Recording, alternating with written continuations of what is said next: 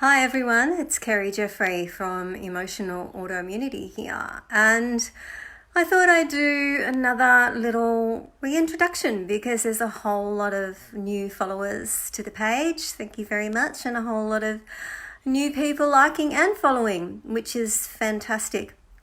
And I get asked this question a lot in a lot of the comments about what sort of chronic illnesses I have and how they affect me, and a little bit about my story. So I thought I'd take the opportunity to share this with you now.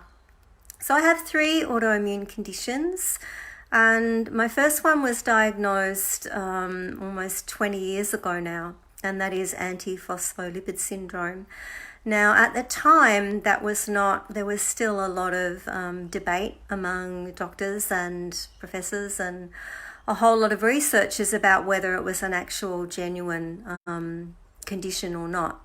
So how I actually got that diagnosis is that I was 41 and I was trying for my second child, and I was still very fertile, but I wasn't able to keep the pregnancy. So I'd had 2 pregnancy losses, one at about 7 weeks and one at about 10 weeks. And because of my age and because of the miscarriages, they referred me to a professor who was actually doing a clinical paper on antiphospholipid syndrome. And so after multiple blood tests, he believed that I actually had the condition. And so I was under his care for my pregnancy. I had to take blood thinners, inject them twice a day for all of the pregnancy and about 10 weeks afterwards. And I was also seeing a professor of obstetrics. So it was a very high risk pregnancy. There was a lot of testing, a lot of blood testing, all sorts of testing that you can imagine. I was going twice a month to the hospital and seeing both different professors, and was told that I could lose the baby at a whole lot of different points, and given my age and a whole lot of other factors. So the only other thing they tested for me at the time was for lupus, because apparently lupus and antiphospholipid syndrome are sort of closely related, but that came up clear. So the way it was actually presented to me was that it was only going to be an issue through the pregnancy, and that maybe if I was doing long distance air travel or sitting down a lot, there was a risk of a deep vein thrombosis. So after the pregnancy and everything, and after my son was born, I just went on my merry way and didn't worry about that. And it really wasn't made clear to me that it was an autoimmune condition. And so my next one that was diagnosed was Hashimoto's, and I was sort of lucky in a sense because the Hashimoto's was so glaringly obvious. I mean, I was like 2 days away from going into a coma. I could barely think, I could barely move. I was physically and cognitively disabled. And so when the blood test went in, when I finally did go to my local general practitioner, when the blood test results came back, my TSH was around 171 marks. So it was pretty obvious that there was something going on. And so my doctor actually at the time told me that it was Graves' disease, and I'd had a chance to do a little bit of research and actually said, no, that is hyperthyroid. I have hypothyroid, which is Hashimoto's, and we had an argument about that. But anyway, he sent me on my merry way, which wasn't very merry, with my prescription for levothyroxine, and just said go back in 2 weeks and get a blood test. And I knew when I left the office that I had to do something to save myself, because I honestly felt like I was dying.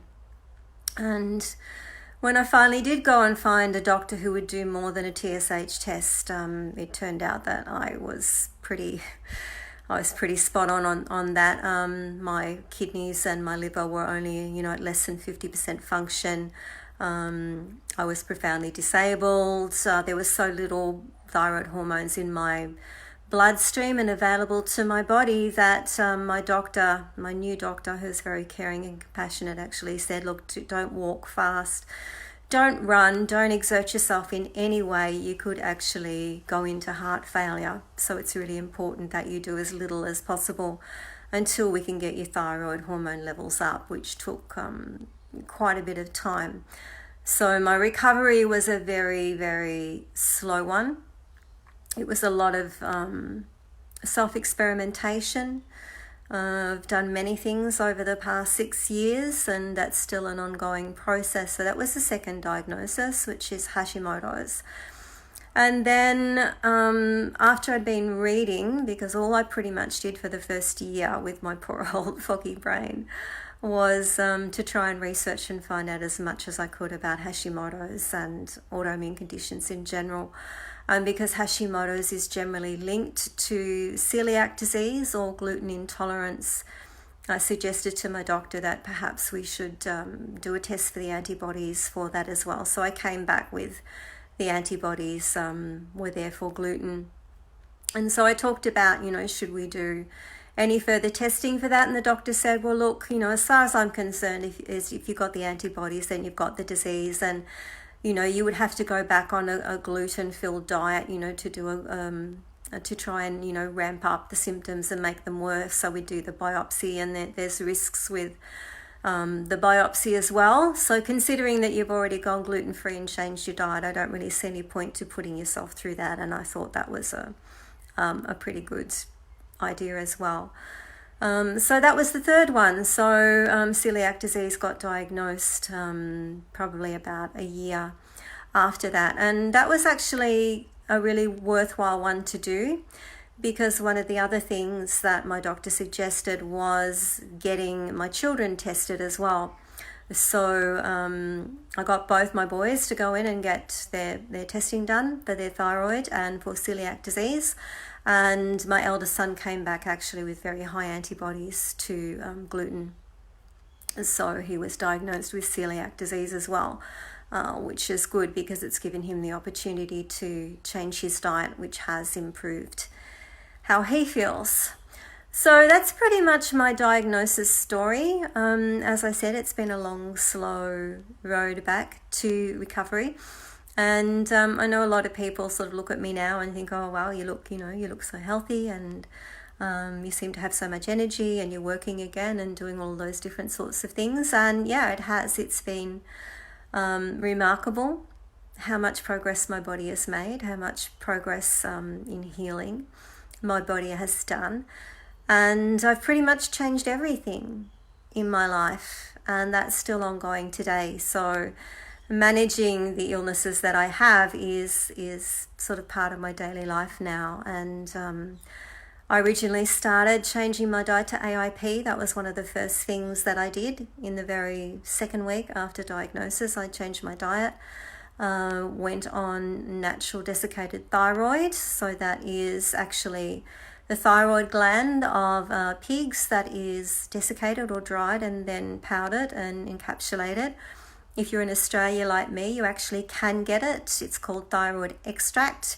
A lot of doctors don't know about it. They don't know it exists. It's not on the listing of our drug system. So there's no code for it or anything. You have to get it from a compounding chemist.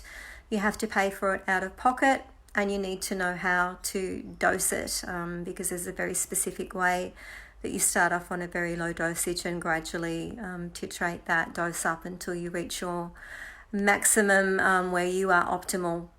So optimal for me is that my free T3 is like at top of the range, my free T4 is mid-range, and my TSH is suppressed, so it's under 1.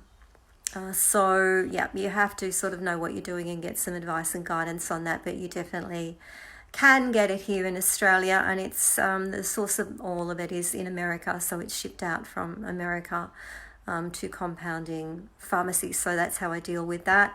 I have since changed my diet in the last 10 months to the carnivore diet, which is protein based. So what I eat is all different sorts of protein. So I have eggs, I have fish, I have chicken, I have pork, I have lamb, and I have beef and sometimes liver.